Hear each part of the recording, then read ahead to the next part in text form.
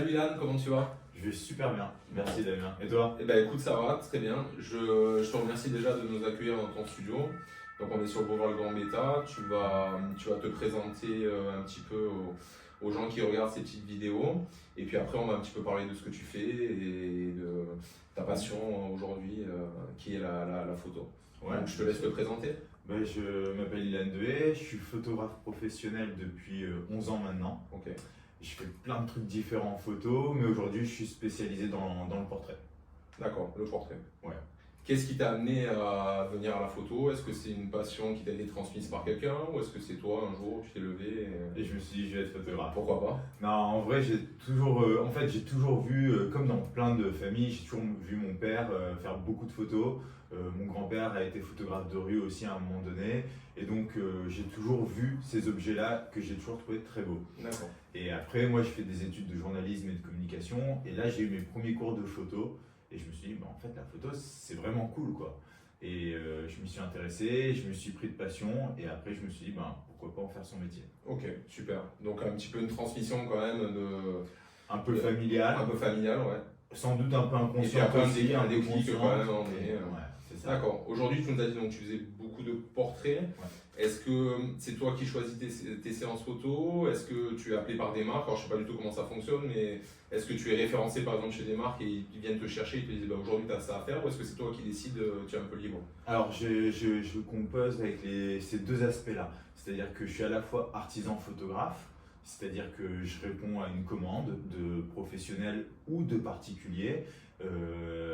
Et là, le but, c'est simplement ils me disent, OK, Ilan, on a besoin de toi sur tel projet. Donc, je construis le projet avec eux, D'accord. où je réponds clairement à leur commande, à leur cahier des charges. Et il y a aussi un aspect de la photographie de mon activité où je crée mes propres projets perso, où là je fais vraiment ce que je veux et à ce moment-là pour créer des images complètement différentes et que j'aimerais vendre ensuite par la suite. D'accord, ouais. Publier ton art à toi et le revendiquer entre guillemets. Aussi, voilà, j'essaye de faire les deux, mais l'essentiel de mon activité, ce qui me fait vivre aujourd'hui au quotidien, c'est les commandes et c'est, on va dire, artisan photographe. D'accord, ok. Nous, on s'est rencontrés, alors ça sort un peu du contexte, mais on s'est rencontrés autour d'une séance photo, Ouais. alors qui c'est pas du tout mon domaine à moi, mais c'était pas ma volonté à la base. Parce que... Non, non, arrête. Non, mais c'est vrai que c'était pas du tout une approche que moi j'aurais fait par moi-même, donc ça a été fait par quelqu'un qu'on connaît en commun, avec John, qui était justement sur une de nos vidéos. Et est-ce que, je sais qu'il y a quand même, je trouve en tout cas qu'il y a un aspect psychologique qui est très dur à passer, une frontière entre notre image qu'on reflète et notre image qu'on voit sur les images. Est-ce que lorsque tu fais ce genre de photos, est-ce que ça t'est arrivé d'avoir des discours semi-psychologiques, on va dire, mais des approches envers les gens que tu allais prendre en photo pour les mettre, on va dire, pour que ça glisse mieux sur la séance? Oui, alors je suis pas psychologue, Voilà, non, je suis c'est- pas psychothérapeute, mais c'est sûr que la partie psychologique d'une séance photo, elle est prépondérante et essentielle. Moi, j'ai toujours, avec toute l'humilité et tout le respect que j'ai pour ces professions, il y a pas de, je me mets pas à leur niveau, mais je me dis toujours que la personne qui est vulnérable pendant une séance photo, c'est la personne qui pose, que ce soit son métier ou pas son métier. C'est-à-dire que quand on prend des particuliers en photo, c'est pas évident de poser et je me dis que c'est eux qui ont le rôle le plus difficile. Et moi, mon rôle en tant que professionnel, en tant que photographe, c'est moi qui suis responsable de l'image, donc c'est à moi de les accompagner et de les guider au mieux. Et les mettre à l'aise dans leur... Et les mettre à l'aise et les mettre en confiance.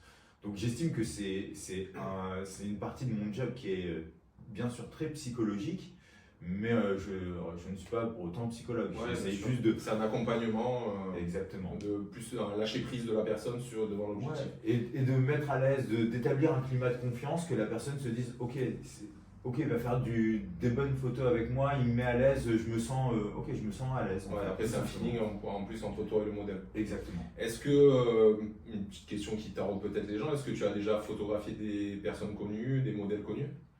Ouais, oui, pas mal. J'ai eu la chance de photographier pas mal de sportifs de renommée nationale et parfois internationale. Ok, Frédéric Bousquet par exemple, d'accord. le nageur.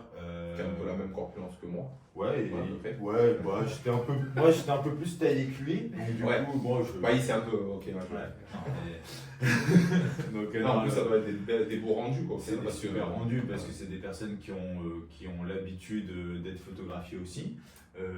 C'est des personnes qui ont des corps vraiment incroyables. En l'occurrence, voilà, c'est sculpté. Voilà. On avait accès à des décors aussi qui étaient très chouettes. Ouais, qui s'y prête. hein. Ouais, bien sûr, dans la piscine, tout ça. Donc c'est toujours des défis techniques. J'ai aussi photographié Cléopâtre Darleux, D'accord. gardienne de l'équipe de hand féminine. Ouais, tout à fait. Donc là aussi, c'était une super séance. Et c'était des super souvenirs. Stéphane Diagana, enfin Ok. Ah, sympa. quelques. En plus, ça rajoute un petit contexte encore différent quand tu connais la personne. Quand tu sais que la personne est connue Oui. mondialement ou nationalement. Ouais, bien sûr, ça met un peu de pression parce qu'on se dit, bon, voilà, faut faire les choses encore mieux que d'habitude ou aussi bien. Et en fait, on se rend compte que ils sont super Ils sont sympas. juste humains en fait. Exactement. Puis voilà, c'est le même principe. On installe un climat de confiance, on se présente, on discute et après on fait la séance photo. Ok. Au niveau de tes réseaux sociaux, parce que c'est toujours un petit peu le thème qui revient, comment tu les déploies? Est-ce que c'est toi qui t'en occupes? Alors je sais que tu fais pas mal de publications suite à tes photos et tes séances.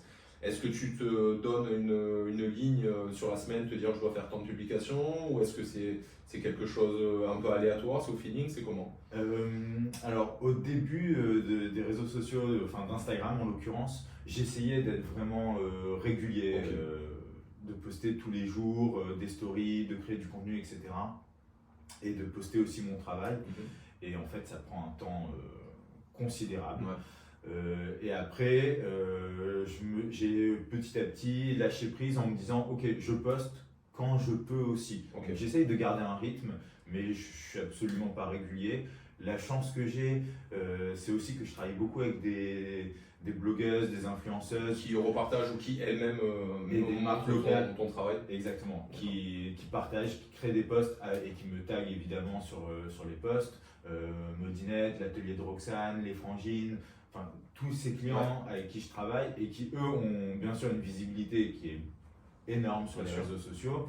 Et donc je bénéficie aussi de cette visibilité-là et je reposte beaucoup. Ok. Voilà. Non, mais c'est top. C'est un échange, de toute façon. C'est un partage. échange, bien sûr. Bon, ok. On finit toujours l'interview avec une petite anecdote ou quelque chose de rigolo. Est-ce que tu as une idée? Est-ce que tu as quelque chose à nous expliquer ou à nous raconter? Je suis pas fun.